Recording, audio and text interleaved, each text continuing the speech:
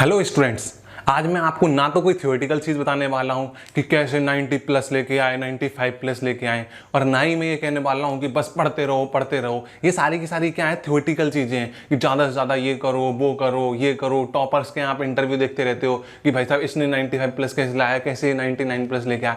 क्या आपको ये सारी चीज़ करने से पहले क्या आपको पता है? पहली चीज़ वो क्या है कि आपका प्रेजेंट लेवल क्या है। यदि आपको प्रैक्टिकली समझना है और ये परसेंटेज लेके आनी है तो उसके लिए सबसे पहले आपको समझना पड़ेगा कि आपका प्रेजेंट लेवल क्या है। अब देखो, आपको पहले समझो कि आपका प्रेजेंट लेवल क्या है। 90, 95, 96, 98 कितनी भी ला सकते हो यदि आपको पहले पता है कि आपका प्रेजेंट लेवल क्या है। प्रेजेंट लेवल मतलब क्या हो गया कि मान लो आपकी अभी 60% है, 70% है, 80% है। अब क्या है कि मान लो आप इस जगह पे हो, मान लो ये 60% है, ये 70, ये 80 और ये 90। आपको क्या है, समझने की बात क्या है कि अगर ये 60% पे हो आप, जस्ट इमेजिन, और आपको क्या चाहिए 90 प्लस चाहिए, तो इसका मतलब 60 से 90 के बीच का गैप कितना है? 30% का। अब ये 30% का जो गैप है ये एक दिन में नहीं भरने वाला। इसके लिए आपको क्या करना पड़ेगा, पहले 60 से लेवल 70 पे लाना पड़ेगा, फिर 80 पे, फिर 90 पे, फिर 95 प्लस पे। ऐसे ही लेवल चलता है, क्योंकि मैक्सिमम जितनी भी यूट्यूब की वीडियो होती है उन सब में ऐसे ही हवा में होता है कि भाई साहब ये सारा के सारा कर लो, ये सारी चीज़ें। ऐसे नहीं होता है, हर चीज़ स्टेप बाय स्टेप होती है कि ये पहले ये फिर ये, इस टाइप से। हाँ या ना? सबसे पहले अपन देखो, पहले चीज़ आपको क्या करना है, प्रेजेंट लेवल चेक कर लेना है। और दूसरा मेन क्वेश्चन होता है आपसे, वो क्या है कि आपको कितनी परसेंटेज चाहिए रियली में। अपने मन में होता है ना कि यार इतनी परसेंट सही है। यूट्यूब की वीडियो देख के कभी डिसाइड मत करो या फिर किसी से सुन लिया कि भाई साहब मुझे इतनी परसेंटेज चाहिए। आपको खुद को एक होता है इंसान का कि हाँ मेरे लिए इतनी मिनिमम आ जाए, तो मिनिमम एक रेंज सेट करो। ठीक है, मैक्सिमम तो 100 तक रहता है, पूरी सीजन लगाओ उसके लिए, कोई टेंशन की बात नहीं है। अब सबसे इंपॉर्टेंट चीज़ होता है कि बच्चे क्या होते हैं, सिर्फ पढ़ते रहते हैं, सभी एक ही चीज़ कहते हैं सिलेबस कंप्लीट करो, सिलेबस कंप्लीट करो। अरे भाई, तुम सिलेबस कंप्लीट कर भी लोगे तो तुम उखाड़ क्या लोगे, मेरे को ये बताओ।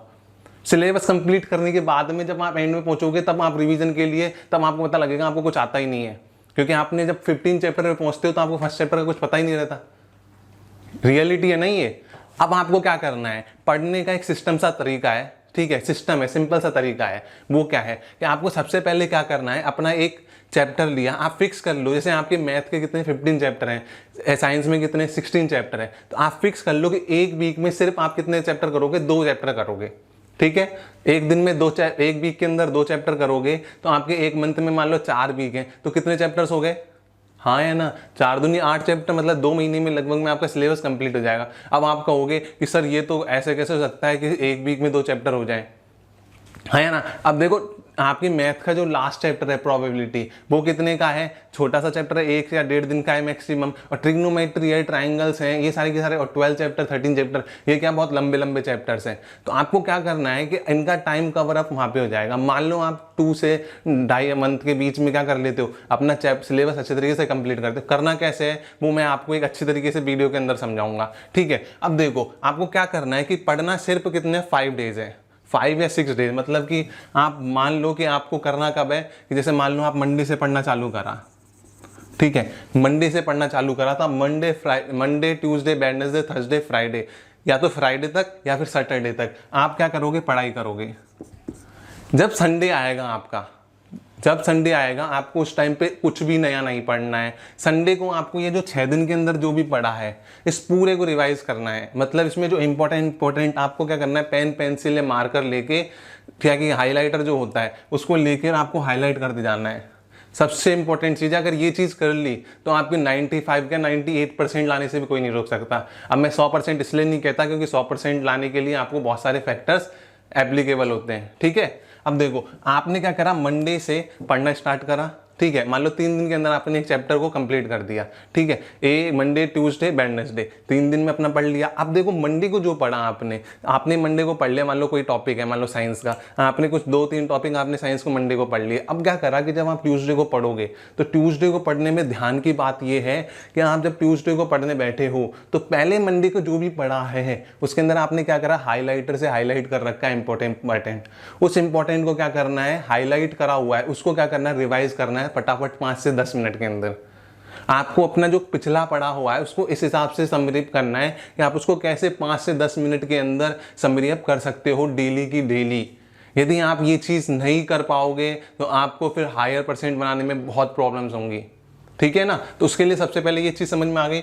इसके बाद दूसरी चीज़ है कि आपको 5 से 6 दिन पढ़ा, और वीकली रिवीजन जो मैंने बताया ये मंडे से सैटरडे के बाद में, या सैटरडे और संडे रख लो, या तो 5 दिन पढ़ लो या फिर 6 दिन पढ़ लो, और संडे वाले दिन जो 7वां दिन है उस दिन आपको नहीं पढ़ना है। अब आपने इस टाइप से क्या करा कि आपने जो भी पढ़ा तो डेली रिवीजन हो रहा है, पूरा एक वीकली पूरा रिवीजन हो रहा है जो भी आपने पढ़ा उसका। तो एक वीक में जो पढ़ा वो रिवाइज कर लिया संडे को, फिर दूसरे वीक का, इस टाइप से आपने 4 वीक का कर लिया। At the end of the month, मतलब 4 वीक होते ही उसका 2 दिन का क्या करना है, 2 या 3 दिन का आप फिक्स कर लो। उस दिन आपको क्या करना है, मंथली रिवीजन करना है।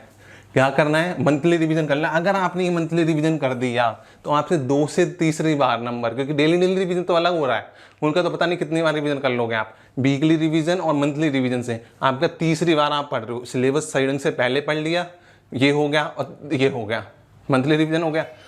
आप ये टाइम से करते हो तो लगभग आप मान लो कि आप, मैंने जो 2 मंथ का सिस्टम बताया, हो सकता है इसको 3 मंथ में लेके चलते हैं। अभी सितंबर में आप स्टार्ट करते हो, मान लो 15 सितंबर को, तो 15 दिसंबर तक आपका क्या होगा, पूरा की पूरे सिलेबस कवर हो जाएगा अच्छे तरीके से। मैंने 1 महीना एक्स्ट्रा दिया है आपको।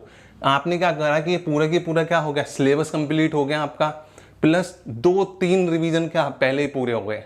जब आपका, यदि आप ये सारी चीज़ फॉलो करते हो, जो चीज़ मैं बता रहा हूँ जिस सिस्टम से, अगर आपने कर लिया तो इसकी गारंटी मैं दे रहा हूँ कि आपको क्या होगा, पूरी की पूरी बुक याद रहेगी कि भाई किस जगह क्या चीज़ है।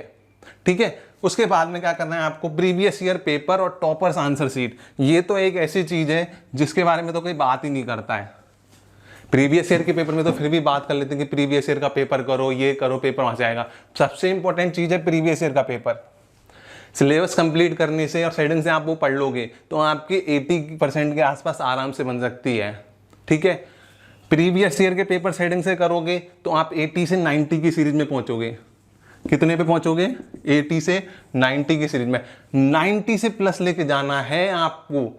क्या 90 से प्लस, क्या देखा होगा बहुत बच्चे 90 प्लस से रह जाते हैं, 80 से 90 के बीच में रह जाते हैं, लेकिन वो 90 प्लस 95 प्लस नहीं जा पाते। मैं हर साल पढ़ाता हूँ बच्चों को, हर साल बच्चों के साथ यही प्रॉब्लम होती है कि कहते हैं ना बच्चे 80 से 90 की सीरीज में 85, 87, 88 जहाँ पे निपट जाते हैं बहुत सारे बच्चे। क्यों, उसका एक रीज़न है, क्योंकि वो क्या करते हैं, टॉपर्स कैसे आंसर राइटिंग करते हैं, मतलब जिनके 100 नंबर आते हैं उनकी आंसर कॉपी कैसी होती है, वो कैसे लिखते हैं, उनको लिखना ही नहीं आता, उनकी राइटिंग स्किल्स ही नहीं है।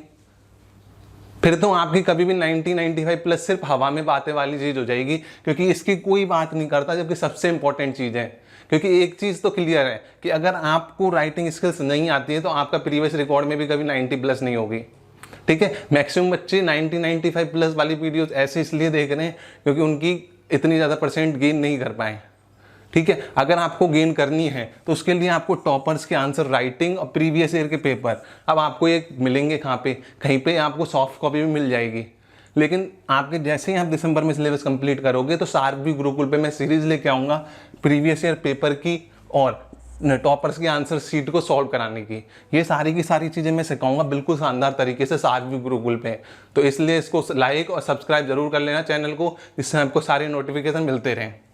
लास्ट एंड फाइनल इंपॉर्टेंट चीज़ आती है कंटेंट की, कि सर कंटेंट के अंदर ले क्या, क्योंकि कंटेंट तो बहुत सारा है। अब ये कोचिंग वाला मटेरियल ये है, ऑनलाइन भरा पड़ा है, यूट्यूब पे भरा पड़ा है। आपको कुछ भी नहीं करना है, पहला काम करना है एनसीईआरटी। आपको क्या करनी है कि आपकी जो एनसीईआरटी की जितनी भी बुक हैं, चाहे वो साइंस हो, मैथ हो, लोग वहाँ कहते हैं एनसीईआरटी बेकार है, बहुत जने कहते भी हैं। एनसीईआरटी से बेस्ट कुछ भी नहीं है, क्योंकि एनसीईआरटी ही आपका मेन है। आपका paper same to same as it is. यदि आपको 80% प्लस भी किसी को बच्चे को चाहिए तो आप अगर एनसीईआरटी के नॉर्मल वाले बेसिक क्वेश्चंस कर लें, साइड से पढ़ लेना, तो 80% वाला मार्क्स वाले पेपर, तो मतलब 80 मार्क्स का पेपर होता है तो उसमें से 60 to 70 मार्क्स का पेपर एज इट इज़ आता है, जिनमें राम लिखा हुआ बुक में तो राम ही रहेगा, वो कभी श्याम या घनश्याम नहीं होगा। Same to same. ठीक है। मतलब कॉन्सेप्ट बिल्कुल सेम रहेगा लगभग। ठीक है। और इसके अलावा आपका बच्चा जो है वो भी इस एनसीईआरटी के कॉन्सेप्ट से आएगा। तो सबसे पहले आपको क्या करना है, एनसीईआरटी के कॉन्सेप्ट को शानदार तरीके से कर लेना है, जिससे आप 80 to 90% के लेवल पे इजीली पहुंच जाओ। अगर आप इस लेवल पे पहुंच गए, उसके बाद में ये दोनों स्किल्स करते ही आपको पूरी की पूरी सिलेबस को कंप्लीट करने से कोई नहीं रोक सकता। फिर आप क्या होगा, कंटिन्यू रिवीजन करते रहना बिल्कुल प्रोसेस के साथ में। फिर आपकी 90-95+ % लाने से कोई नहीं रोक सकता, चाहे आप खुद भी नहीं रोक सकते। लेकिन उसके लिए आपको सबसे पहले क्या करना पड़ेगा, ये सारा की सारा प्लान, प्रैक्टिकल जो प्लान है वो अप्लाई करना पड़ेगा। सिर्फ सोचने से बैठने से क्या होगा, 90 प्लस नहीं आएगी, ठीक है ना। उसके लिए क्या होगा, खड़ा होना पड़ेगा, लड़ना पड़ेगा। अपनी ज़िंदगी के लिए खुद को ही लड़ना पड़ता है। कोई पड़ोसी नहीं आएगा, पड़ोसी नहीं पड़ेगा तुम्हारे लिए, नहीं तुम्हारे पेरेंट्स पढ़ेंगे। ठीक है, मिलते हैं अगली वीडियो में, तब तक के लिए धन्यवाद। जय हिंद।